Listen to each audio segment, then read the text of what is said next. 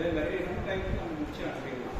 so அதனால் கொஞ்சம் 2 நாள் வந்தாச்சு, இன்னும் 1 நாள் வந்து பயிற்சி முழுமையாக முடிச்சு நீங்கள் வந்து